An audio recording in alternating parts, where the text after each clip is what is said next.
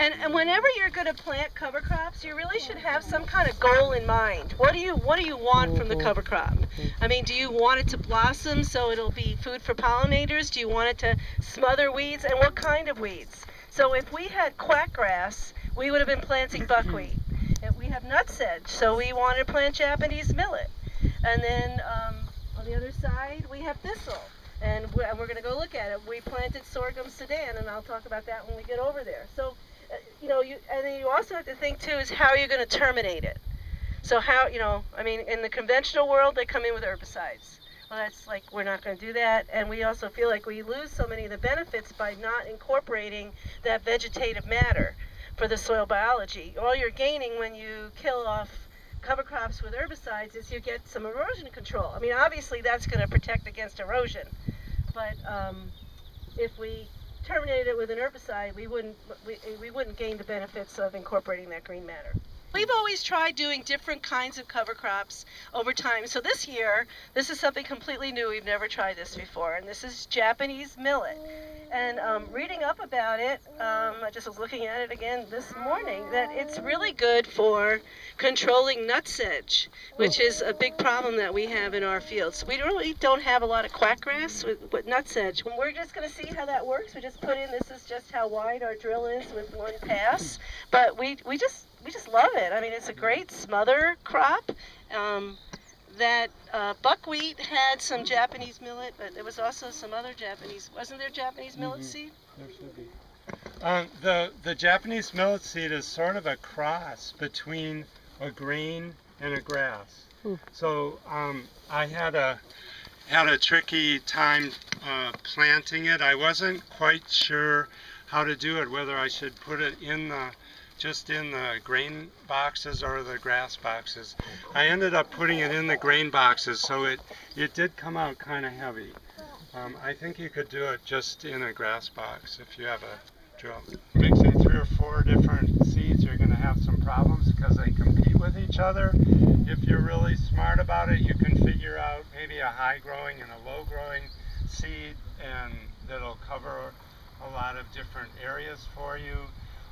We have had some problems with tillage radish and sorghum Sudan in the past because the sorghum Sudan tends to just shade out the tillage radish after a while. I'm going to try planting tillage radish with oats this fall, not too long, because I think it'll do better.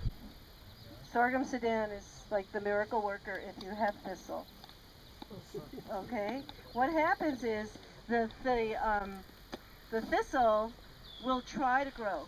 And this is why we chose, okay, up there we had nutsedge, over here we have thistle. And I hate to say it, but it comes in on the seed. I mean, we'll probably have thistle over there and over here in our succotash, because we don't really, I mean, do you see any thistle anywhere? We really don't have thistle on our farm, but we get thistle after we plant a small grain, so we know it's coming in. Those organic growers. So anyway, so what happens is, and this was a Moses board member, Dave Campbell, did actually a SARE experiment, and you can search and see his results, his on-farm research of growing sorghum Sudan to smother thistle. What happens is the energy in the thistle root is depleted because the sorghum Sudan, what does the date say on the sorghum Sudan? So it's also just barely a month. This will grow, 8 feet tall if you let it. So we'll let it go about 4 feet, and then we're going to cut it off. And what's happening with the thistle, which is a little bit further down, is it's gonna try to get through this, right? It's a thick mat, and the sunlight and the moisture, they're competing for that with the sorghum Sudan. So they're going to come up, and they're going to be kind of spindly, and they're going to be using up the resources out of their roots, and then we're going to cut it off and let that sorghum Sudan grow again. Okay, so that thistle is then going to have to start from scratch. And where's it going to get its energy? From its root. And so it's going to grow up again, and we're going to cut it again. And so we have done this in the past in other places, and really we've gotten rid of the thistle. I mean, the next year there's like 80% less thistle. So now we have yet another cover crop in this field. And so this is not all grass. Okay, you think what's going on here? They got this squash. This is cover crop. This is what we love. This is like our favorite. And I'm sorry that Christine Mason is our next cover crop field day in September. She turned me on to this crop, chickling vetch. Now this is, and does it look like seed? It looks like gravel. And it's an amazing, amazing crop. This is called chickling vetch, or the other name for it is a brand name called AC Green Fix. When you say vetch, people freak out, right? Because they think it's hairy vetch, crown vetch, or hairy vetch, something that's going to get out of hand, right? But this is an annual vetch. It will grow when oats grow, and it will die when oats die. So you can plant it in the early spring, like you can oats, and it can take some light frost. You can plant it in September, and it will grow until, you know, it gets the snow on it, basically. We've actually used it for and then it makes a thick mat and a wonderful mulch, and the next spring it incorporates beautifully. We've grown it, started it really early. It's gone to seed. It has seed pods. And then it's reseeded itself, so we've gotten two seedings out of it in one season. Right, so after it matured, we came in and just dipped it lightly, and then it came up again. We were like, wow, this is great. So so it's a short season. It will start to vine, and it will smother. So it's a smother crop too. And so you'll see when we get back, we have this little tiny grain trail.